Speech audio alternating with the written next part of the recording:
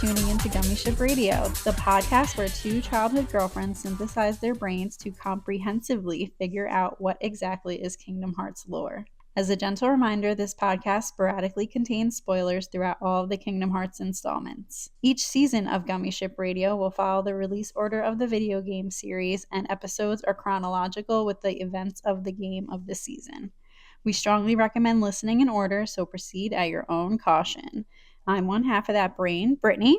And I'm the other half, Victoria. And today we'll be mushing worlds again. So I will be starting this episode off with Atlantica, where then Brittany will finish us with Halloween Town. Yay. How we doing today, Brittany? We're doing good. No complaints. No complaints. It was warm, very recent, and now it's cold again. It's that what do they call it? Deceptive spring? Or like the first inklings of 70 degrees, everyone gets tricked into thinking this is it, we're out of the woods. And it's not there yet. We're almost there. We're almost there. But now we're in rainy times. Perfect day for podcasting. Exactly. I could not agree more. It is a perfect day to podcast, an even more perfect day to start with Atlantica. Yes, under the sea. We are under the sea. We're ready to play. Brittany, you ready to literally dive in? Literally dive in to Atlantica. Samesies. Perfect. So before we get started into Atlantica, we will start with our recap of our previous worlds, courtesy of Jiminy, and that is about Monstro. So inside Monstro, Sora and his friends ran into Pinocchio and Geppetto. Pinocchio wandered off, and when Sora found him, he also found Riku. It was a strange reunion, and Riku suddenly ran off with Pinocchio. Baffled by Riku's behavior, Sora followed them. Amidst all the chaos, a heartless attacked Pinocchio and left him lying motionless. Did it consume his heart? No way. His heart survived and will remain strong as long as I do my duty as his conscience. Pinocchio awakened when I called his name. Riku fled the scene, leaving Sora bewildered by the change in his friend. So obviously, I'm not Jiminy. He just normally does a really good recap of the previous worlds, but he's so entangled in this last world that he had to throw himself in there. He had to pat himself in the back a bit. He just had to clear that up. I'm still his conscience. I just love the no way, with the exclamation point. So that was what happened in Monstro. A lot did happen in Monstro story-wise, especially Riku and Sora-wise. And great job on leading that episode. That was a really well done episode. It was. Thank you. And so while Sora ponders about the change in his friend Riku, we are dropped into this new watery world of Atlantica, where our heroes discover new depths to their abilities and meet Ariel, the mermaid princess who longs to visit new worlds but can't convince her father, King Triton, to let her. Neither of them knows that in the shadows, the sea witch Ursula patiently waits to make her move. Whew! All right. Diving in. I love that this is the only world where we can say diving in, and we've said it all the other worlds, it doesn't hit the same. Anyway. Nope. We're diving in. Sora and company earn their fins and land themselves in Atlantica, a watery world that with the help of Donald's magic, they won't drown / will look like they belong underwater. They meet the mermaid princess Ariel and her two companions Flounder and Sebastian. They feel wary of our hero's presence, but Ariel assures them that although there's something about them, they don't look like the quote-unquote others. Sora, Donald, and Goofy accompany Ariel to her home, where they set out to speak to her father, King Triton. So, not necessarily a story discussion. I know we said that we love this game, because we do.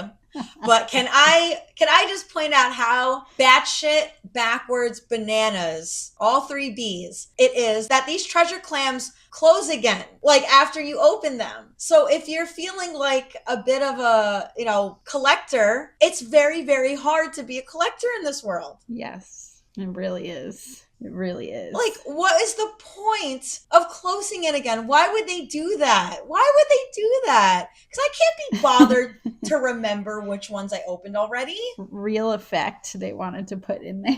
Oh my God, who cares? It's a world where there's a fucking duck and a dog that are underwater. Come on. I remember, it was minute 1. I was like, are you fucking kidding? Obviously, you can tell which one the saved clams are because they're huge. Right. But I can't remember which ones they were. And then on top of it, the fighting is so slow. So slow. The movement is so slow. The fighting is so slow. I've said it every single time, I think. Oh God, I'm the worst. Oh man, I swear, I promise I'm a huge fan. This actually might be my least favorite world. It's very hard to navigate in this world. Do you agree, dude? Like, am I crazy? Is the swimming inverted? Yes. In this one? Yeah, I think that's what drove me like nuts. I don't know why the Gummi Ship is fine, like with me. Yeah. Doing inversion, but like swimming, it's not it. I don't know why it drove me crazy doing it the opposite way. I prefer like scrolling on the computer. I do that inverted. The camera movement in Kingdom Hearts, I prefer that inverted, but I'm 1000% with you that the swimming inverted mechanics is awful. Yeah. It is not a good idea. Yeah. Ugh. I don't know why. I have no idea. I don't know why. I don't know why they did that. I never thought about where the Gummi Ship lands. Oh my God. Until they talk about it in this one, and they're like, we can't land it here because we're going to drown. And in my head, I'm like, wow, I never thought about the Gummi Ship landing or where it lands. It's kind of like what you said with Monster, that there's a whole ass whale in outer space, and now there's this whole ass bubble of ocean in outer space. Like, it's so like what? Wait, did they actually say where the Gummi Ship was? Is it just hovering? No, they talk about like not drowning, like they can't land it there. Oh, right. Or something. And that's, like you said, Donald's magic. He's yes. like, okay, gotta like do something about this because we will drown. I like how they have to remind the kids that, like, yeah, you can't just... We will drown. We will drown. Like, they'll use the drown word because that's very important to distinguish. But yeah, just off the bat, this world, I think, again, I thought this was a really cool world when I was younger because it was like, it was different. You were swimming. Love the music. Ariel. There's different caverns to get to in there. But like, as a grown person, I was like, all the caverns look the same. All the clams close again. This world sucks. Sorry, it is absolutely... We love this game. Not in my top 3 at all. Anyway.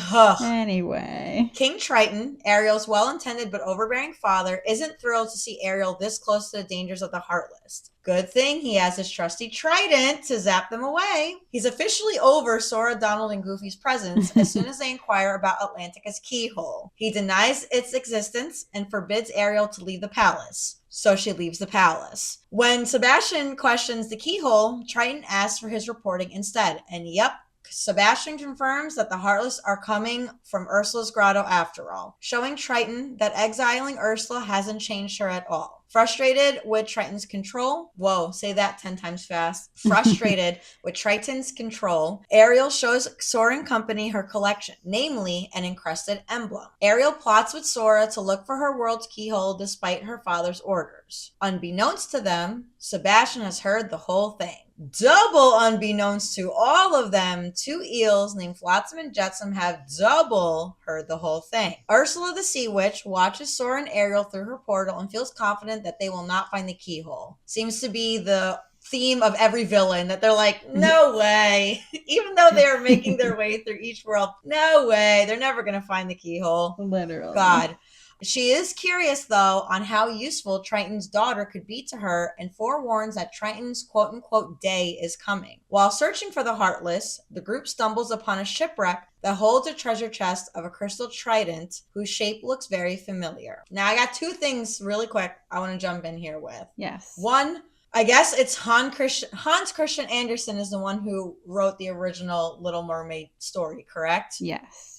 Where did he get the bright idea to have it be King Triton with his trident? Like, my mouth apparently can't separate itself well enough to say the 2 of them side by side well enough. So a curse on Hans Christian Andersen for doing that shit like 500 years ago. It makes me think of the Trident gum. I don't know Me too. I remember as I was writing the script, I kept thinking about... you wanted a piece of Trident. 4 out of 5 dentists recommend Trident gum. Millennial things. Totally. I was like, yeah, 4 out of 5 dentists recommend you don't name these things that fucking similarly side by side. That shit drove me up a wall. Even typing it, I had to hit Command Find and be like, am I writing King Trident with his Triton It's so stupid. I'm dead. Anyway, promise, love this stuff. Yeah, speaking of King Triton, speaking of King Triton, I feel like that scene where he's like zapping the Heartless, he's like badass. Oh, yeah. I'm like, dang, Well, 'cause- Daddy Triton. Oh my God, not Daddy Triton. That's what she calls him. I mean, Daddy.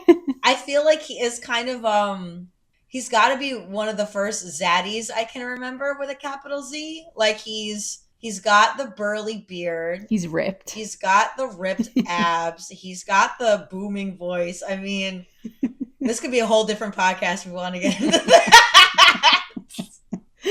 That's so funny. But yeah, I just remember that scene of him like zapping the Heartless and being like, oh damn, okay, someone's powerful. Like, okay. I guess he is the king of the ocean. Wait, isn't Poseidon? I guess technically. Like, I guess. But also if he knows about the keyhole, he's gotta be super all be knowing. All powerful, knowing. Yeah, totally. There's a couple things that come up later in this world that I cannot wait to get into with you. But from this point though, one of the other things I wanted to ask you, because you watched the YouTube playthrough of this as well, but there is a point where when they find the crystal trident, this is also one of the only worlds where there's a lot more of the dialogue is all hitting X. Like there's not a whole lot of vocal dialogue. I didn't realize that until I was writing this out, that I was like, there's not a whole lot of actual cutscenes. Or traditional cutscenes. It's all like if you, the player, would keep hitting X. Mm-hmm. So when they come across this crystal trident, there is a voice that says like, that shape looks familiar. As I'm reading this, I'm assuming it's either Ariel or Sora, but like they didn't make it very clear who was speaking there. And so I thought that was something that there could be something more to it. Or were they just deducing that it looked like the emblem in Ariel's grotto? I'm thinking it's just the emblem, and that was probably just like a little hiccup on their part. Yeah. Because it doesn't seem like it has anything more to do with it besides that, right? Like, yeah, no, definitely. Just based off how this whole thing ends, it's really just to connect those two dots. Totally. That's what I think. What was confusing about this world was that there wasn't a whole lot of vocal cutscenes. It was a lot more text cutscenes. Mm-hmm. So I just didn't know who was speaking and why that was being spoken. Anywho, moving on. After fighting a troublesome shark and returning to her grotto, they place the crystal trident over the encrusted emblem, the familiar shape, but they're interrupted when Triton finds that they've disobeyed orders and destroys the founded crystal. Ariel flees in sorrow, just like the movie, and Triton confronts Sora, Donald, and Goofy about them being from a different world. Now, really quick, you want to talk about him being like, you kind of like sitting on all 10 toes and like getting in their faces. I was like, oh shit, he is speaking with his chest out. He's like, you're not from here. Get out. Get out of here. Like he called them out completely. Really did though. And that's pretty wild, especially knowing about the whole copyright world order thing, that they decided to like switch it up with this, that one of them is at least like aware that they're not from here. Also, this is like the one world where it's like pretty easy to see that they're not from here. Sora totally could have been a merman. But a duck octopus is not. Yeah, duck octopus, ducktopus, and dog turtle. What is Goofy, a turtle? Yeah, no, that's pretty obvious. There's no like clever way to say dog turtle. Maybe like a turtle dog, like a turtle dove. But in all seriousness, this is his ocean. Like he rules his ocean. He probably knows who every inhabitor is and is like. But also it's like he did the same shit in the movie. Yes. And I remember being like, whew. Yeah, my that dad. Booming voice. Oh my goodness! Yeah. If my dad ever found out about my secret hiding spot, with a capital O, that would He was definitely scary in the movie too, so it definitely played into that scene really well as well. Yes, very much kept that spirit about him. Mm-hmm. But so yeah, Triton confronts that they're not from this world. He recognizes Sora as the key bearer and isn't impressed, as he sees key bearers as disruptors of peace and masters of ruin. Pause. Do we want to talk about that now, or do we want to get through this paragraph? Because that's what I'm saying. He has to be like Well, he's old. That's a very bold thing to say or to have him say. Again, this feels like this is trickling back to the whole thing with Genie being like, now, where was that? Was that about 400 years ago I found? You know what I mean? Like, Right. There was a number they gave. And so with Triton saying something as big as key bearers are disruptors of peace and masters of ruin, are we talking about the Keyblade Wars? Like, are we hinting at the Keyblade Wars this fucking early? And it affected down in the ocean. I mean, come on. That's big. That is big. And again, that was something I didn't catch the first time around because I didn't know what was to come. But watching it, like playing it and watching it, I was like, this is not a Harley Carely thing to say. No, he clearly has some power or knowledge from long ago. Of some lore. Yeah, of some Kingdom Hearts lore. He knows. For sure. We got to get him as a guest speaker on next season. Gotta get King Triton on here. If anyone knows how to get in touch with Triton, please sound off in the comments below. So funny. So yeah, he sees him as Master of Ruin. Goofy defends Sora, but Triton kicks them and their key out of his ocean. Elsewhere, Flotsam and Jetsam encourage a crying Ariel to seek the help of Ursula, and voila, Ursula appears. She knows Ariel wants to travel to other worlds like her new friends do, and their mysterious key is the key to do so. Ursula suspects the keyhole is somewhere in the palace, and all Ariel has to do is sneak Ursula in without Triton knowing, and she can help her get to other worlds. But alas, Ursula has tricked Ariel and was after Triton's trident the whole time. While Ariel cries out that she never wanted this, Ursula keeps her end of the deal and shows her to a whole new world. A new dark world of the heartless. However, Flotsam and Jetsam report that the keyhole is not at the palace, forcing Ursula to retreat back to her void of darkness. Ariel insists on joining the gang to get the trident back and stop Ursula. Triton tells the group where to find her grotto and that if her cauldron is struck, you strike down where she draws her power. Just a quick break, because that was a lot that I said. This one is also very close to the movie beats as well, just in terms of Triton being an overbearing father, driving Ariel into the arms of an evildoer, and tricking Ariel because of that. Just very true to it. Ariel being an angsty teen. I mean, I get it. Just, I'm a grown up. I'm 16 years old. Oh my God. Don't want to so listen funny. to her dad. It's so funny. I also did not remember Triton telling me to strike the cauldron, because then when I was playing it, I was like wailing at her and her tentacles kept like whipping me. And I was like, what am I supposed to do here? It took me forever to realize I was supposed, and like the cauldron like shoots up different colors indicating what magic to use to it too. Hello, can a bitch just like hit X? Like, hello. Sebastian is the only one small enough to push the button to reveal Ursula's grotto beside the shipwreck. We're met with a fork in the road, one that leads to a cavern nook and the other to Tidal Abyss. I'll let you guess which one is the save point area and which one is the boss fight area. Ursula unleashes what is surely a patient and frustrating boss fight that involves, you guessed it, going after a cauldron while avoiding the eels and her whipping tentacles.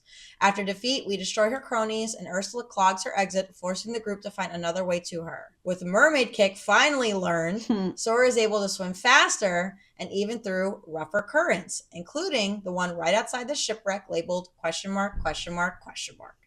it's there we find Ursula in her final form. Big, powerful, and with trident in hand. It's a wild fight where items, arrow, and cure are a must. In defeat, Ursula garbles and chokes as she fades into inky darkness. To close this world out, Triton apologizes to Sora, Donald, and Goofy, and most of all Ariel, for his behavior and distrust of them all. He realizes he led Ariel into Ursula's clutches by not letting her follow her heart. Triton warns Sora to be wary of the Keyblade. If mishandled, it might bring unspeakable calamity. Additionally, he reveals he destroyed the Triton crystal because it held the power to reveal the keyhole of this world. But fortunately, his trident has the same power. So Sora and company head to Ariel's grotto to seal yet another keyhole. Sora apologizes for lying to Ariel, but she forgives him. He gives her the hope that maybe one day she can travel to other worlds too.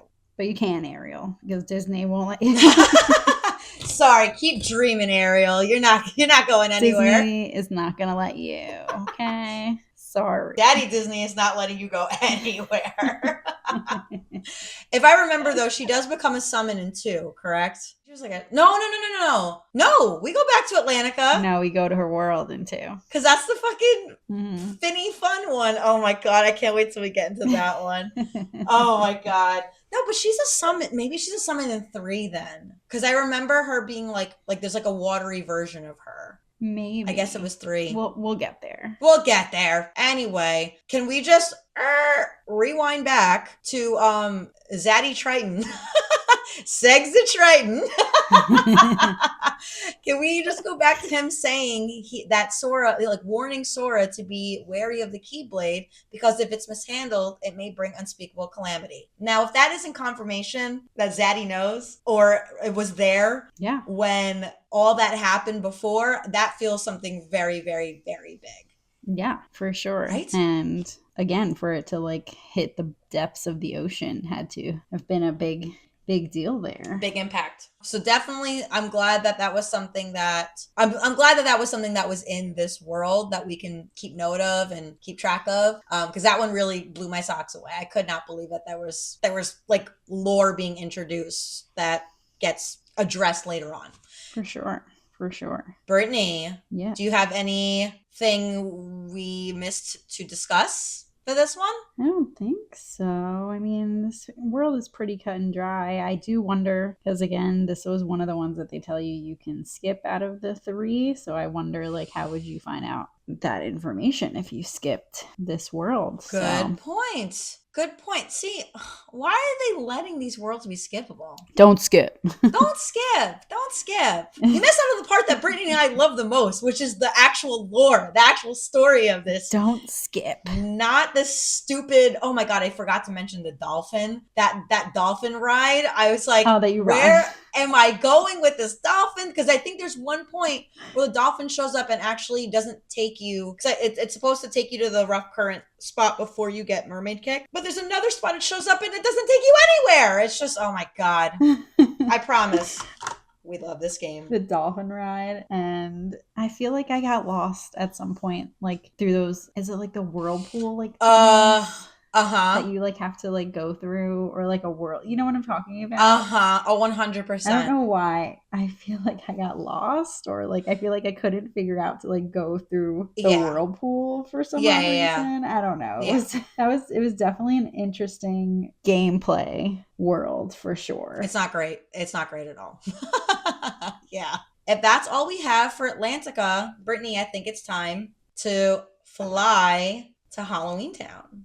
Yes. So let's fly over to Halloween Town, which is one of my favorite worlds, actually. It's one of the fun worlds. It's a very fun world. It's a vibe. Yeah. Like Halloween Town is just a vibe. Oh, yeah. Absolutely. It's one of my favorite movies, which I feel is so cliche.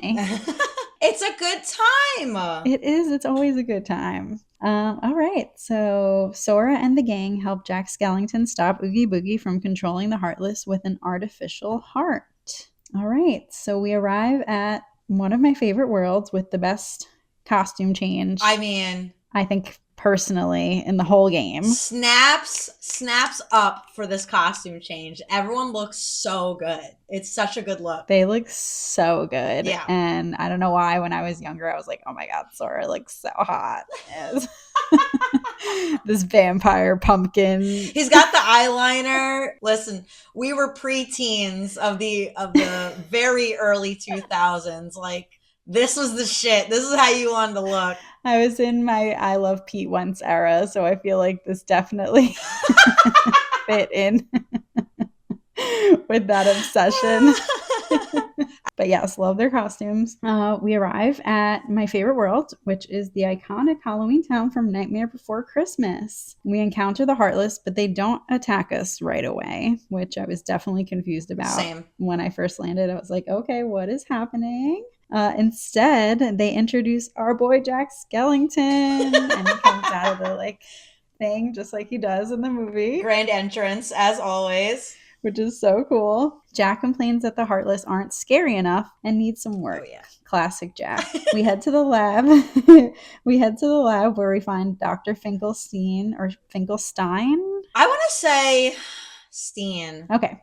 We head to the lab where we find Dr. Finkelstein and Jack attempting to give the Heartless a quote-unquote heart. It turns out they've been controlling them with some kind of device the doctor created. The doctor pulls out a heart-looking thing and Jack insists that they need to unlock it. Sora and the gang walk in excited. Maybe this will stop the Heartless. Sora says, plus, I want to see them dance, too. This is part of Sora's lore, is that he always wants a good dance time. Like, this is true. Always up for a good dance time. Doesn't matter that it's against these creatures that he's been fighting for hours at this point. He's like, oh, hell yeah, I want a dance party.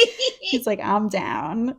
He's such a goob. I love him so much. But also, I was just dead that they were like, we need a key. And it's like, I got one. Yeah, this whole scene is just very interesting. So funny. I'm not entirely sure what the experiment was about, but Sora does something. Jack calls it amazing, and then they try to either create or unlock another heart, though it fails. I was a little confused during this. I feel like this is one of those things that they just, I don't know, didn't clarify very well, but I remember going through a scene being like, wait, what just happened? Yeah. Like, how did that happen? But I guess maybe he unlocked it? I don't know. Yeah. Don't know. I don't know. I think they were trying to find a way to have the beats of the movie fit into this world, it felt like, and this just felt like something that was very close to how that would have happened, but it's still not very clear. No. Moving on, the doctor says that they need a quote-unquote memory and suggests going to find Sally. Meanwhile, the mayor reports that the Heartless are acting up, and Jack realizes something must have been triggered by the experiment. Now the Heartless are attacking us as usual. Duh, boo. Boo to that. We find the best boy Zero in the graveyard along with Sally, who gives us forget-me-not flowers, which I thought was so cute. Sally tries to warn Jack that using the Heartless isn't a good idea and suggests they use Sora, Donald, and Goofy instead. We also spot Lock, Shock, and Barrel eavesdropping on the conversation, planning to tell Oogie Boogie about the experiment. Oogie Boogie, of course, plans to take control of the Heartless himself. All right. Oh, baby. Oh, baby. Back at the lab, Lock, Shock, and Barrel steal the heart from the doctor. We lose track of them, but our boy Zero tracks them down, taking their walking bathtub across the iconic spiral hill to Oogie Boogie's house. We enter the evil playroom where Lock, Shock, and Barrel toss the heart down a chute. After whooping their butts, they explain that they were just following orders to steal the heart. LOL at them, blaming Barrel. They're like, it was all him. Yeah, isn't he kind of also the scapegoat in the movie too for something? Yeah, right? Like, they're like, it was all his plan. Just keeping their characters. But yes, I love all the, like, again, little bits of the movie that they throw in here that just made me go like, oh, like, so cute. I love that. Next, we head to the torture chamber where we find Oogie. We demand the heart back, but he taunts us saying, if you want it, come and get it. Then he swallows the heart, gaining control over the only two Heartless. Then on to my least favorite boss fights, Oogie. Aw, baby. Aw, baby. He says that. Again, you just saw that, how much he says that. It's not the easiest. It's a hard fight. So I think I maybe had to restart at some point, to the point where I turned down the volume because I was like, I cannot listen to this. I was going to say, man, I cannot listen to this bag of bugs say, "Oh, baby," one more time. And it's creepy. It's also creepy. It's so creepy. It's so funny because I felt this way about the Queen of Hearts when she kept screaming, "Get them, you fools." I was like, I muted the TV because I was like, this is enough. And what's so funny is that, like, when we were, going through this before we hit record, I was like, does he say "aw, baby" that much? That I had to go back, and I did not realize he said "aw, baby" I think 1,000 times an hour. It's crazy. Oh, baby. Oh, baby. So yes, not the funnest, but also a little hard. After defeating him, the heart is still intact, and the gang realizes the experiment might have worked after all. But as we try to leave, Oogie uses the power of darkness to possess the house. Weird, but okay. Oh my god. Very interesting. I still don't get how he did that, because again, this was another one where, sorry, not to mean to interrupt. You're fine. That, while we're talking about it, it was like, defeated him, we get kicked out of his manor, and then it's just like a text pop up that's like, Oogie's taking control of the manor. It's like, the fuck you mean? We just de-stitched him. His bugs are all over the place. How is he taking over the manor? Like, again, that was another one where I was like, what do you mean? How did he do that? How does he do that? Ugh. And I think that's no, it's not the first boss fight, number 2, because we fight other people a second time. But that's definitely the weirdest number 2 boss fight that we have. And like the orbs. Yes. Where it was, oh my God. And it's one of those ones too, where like you fall, then you fall all the way down, and you gotta climb all the way back up, and oh my God, yes. I actually love this world. It's this fight that sucks. Like, oh boy. Oh, it brother. It did. Those orbs. Baby, I hate it. Oh, baby.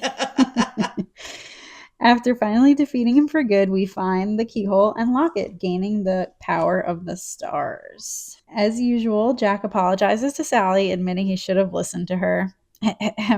Always listen. Always listen to your woman. Oh, yes. She reassures him, saying they'll do it together next time. Jack gives us the badass pumpkinhead keyblade and tells us to visit anytime, while the doctor continues to wonder what went wrong with the heart. We head out through the guillotine gate, ready for our next adventure. So pretty to the point. Yeah, a whole lot of like world encountered story happening in this world. So it's like not a whole lot that spills into the timeline. Yeah, we were here for a good time, not a long time, you know? Exactly. I did want to say, I totally forgot that there's something I wanted to just like point out that I like that we get all existential again about like what makes up a heart. Yes. When they first got there, and it was like the ingredients to make a heart is a container with a lock, pulse, emotion, terror, fear, hope, and despair. Mm-hmm. And then the only things that were missing was memory and surprise that the mayor gave. And I like the mayor's was Jack in the Box. Like that's the surprise. Yes. Name, how like Forget Me Not was the flowers for memory. They always find a way to get some like existential, they do, shenanigans in here. They always be managing. But other than that, yeah, this was a very just sort of to the point world, like you said. Yeah, I also love the music in this world. Like I love this is Halloween-ish type. I mean, shout out to Danny Elfman. Absolutely, for inspiring that. And I feel like too the like the fight music, like how that's the field music, the battle music still feels very much of that world. That like like it feels like that could have been in the movie. Again, just Yoko Shimomura, man. She knows how to make them tunes. She does. So anything we need to add into, like we've been finding torn pages for Pooh's book throughout these worlds since we revisited Traverse Town, and Halloween Town is the last. You get the last. Is the place where the last torn page is. Once you get this, then you can enter the entirety of the 100 Acre Woods. Yes. Yeah. That's why you don't skip. Why we be skipping? Shit is crazy. Brittany, are you ready to jump into our storyline update? Yes, I am. Let's do it. Right.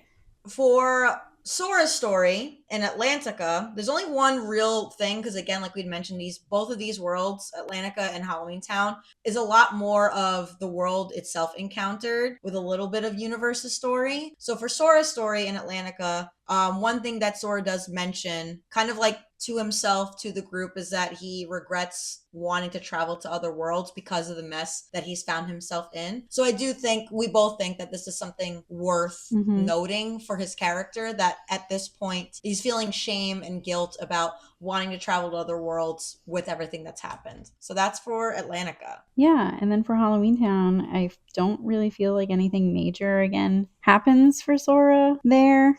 He could be a party planner in his next life. That's what we've learned with this. Yes, he's definitely down for a good party. We learn a little bit about heart and what it to them means it contains. Oh yeah. But then again, at the end, they're like, "What is even a heart? I don't even know." So, I just put that he meets Jack, who we will be seeing again in the future. And I think that's good to note. Yes. Because Jack will come back. Yes. So that is our protagonist. That's Sora's story for his category. For the world encountered, in Atlantica, King Triton and his daughter Ariel deal with the evil doings of Ursula and her cronies, Flotsam and Jetsam. Ursula sets the Heartless loose in Atlantica and weasels her way into possessing the Triton weapon until ultimately losing. Basically the same thing in Halloween Town. Jack wants to control the Heartless for his Halloween festival, and Oogie tries to control the Heartless and is defeated 2 times, not just once.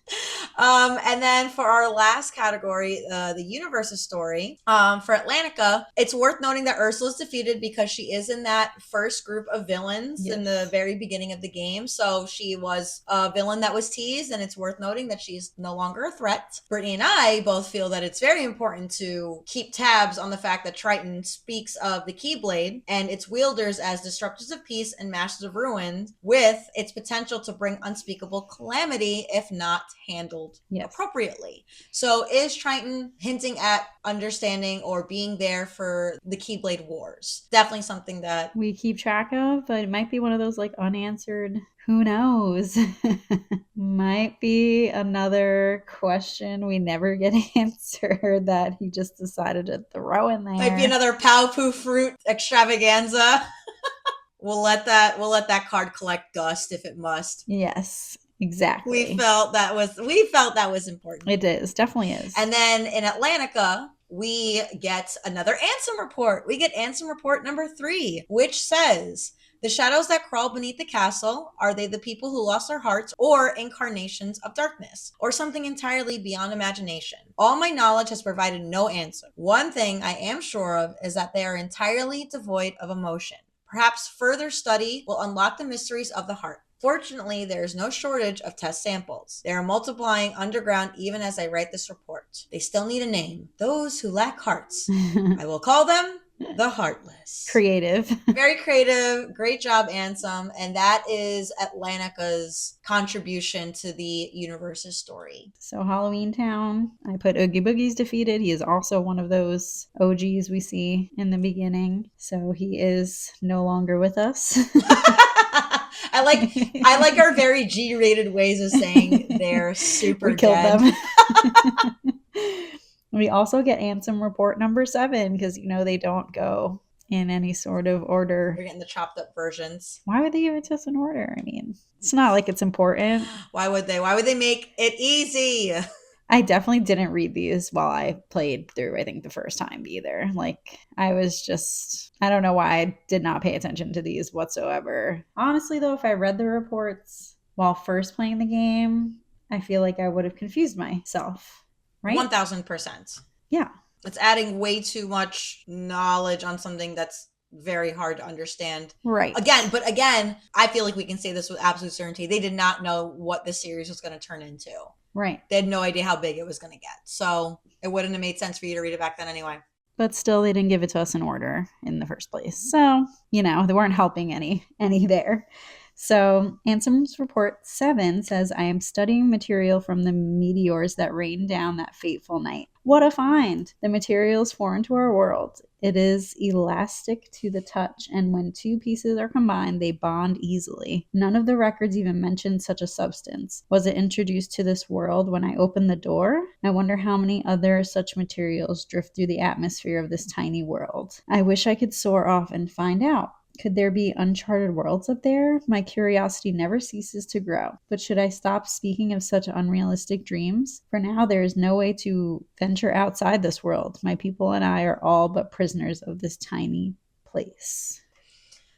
So, hearing you read it, what is he talking about? I have no idea. What the hell? What was this? What 2 pieces? I have no idea. Elastic to the touch? If it's not obvious, dear listeners, we have not read all of Ansem's reports in order. We're trying to take this as the game goes along, so we're supposed to be rightfully confused right now. But again, knowing what we do know, what the hell is this? What is he talking about? Yeah, I don't know. And if he's getting weird vibes, don't you think he should have stopped what he was doing? Yeah, he's getting real scientist. He's getting real. I don't know. Maybe what the Heartless are made out of? I have no idea. I have no idea. I'm sure we'll find out soon enough. But for now, yeah, maybe report 8 will tell us more. Yeah, there was a whole lot that happened between 3 and 7, is what we're learning. Did we even get 2? I don't even think we got 2 yet. I don't even think we got 2 yet. Nope, we don't get 2 for a hot minute. No, not at all. But we are steadily making our way through, because the next world, technically the next world could be 100 Acre Woods if you'd like it to be. But the next meaty world is Neverland, and a lot of shit goes down at Neverland. Yes, a whole lot of it's story. true. But that is it. It's true. Thank you guys for listening. Yeah. We appreciate you guys so much. Brittany, I love you. Love you. See you guys in Neverland Slash and or 100 Acre Woods. Ta-ta for now. Bye. Thank you so much for tuning into this episode of Gummi Ship Radio. You and your power, aka your friends, can follow the show on YouTube, Spotify, and Apple Podcasts. To see our storyline update, stay in the know, or just to say hey, you can follow our account on Instagram, Threads, and TikTok at Gummi Ship Radio, or email us at gummishipradio@gmail.com. Please rate and review our podcast. Your support will help us immeasurably. Our intro is arranged and theme music created by Matt Whiteford. This podcast is hosted and produced by Victoria Harrington and Brittany Morales. We'll be thinking of you wherever you are, and see you next time.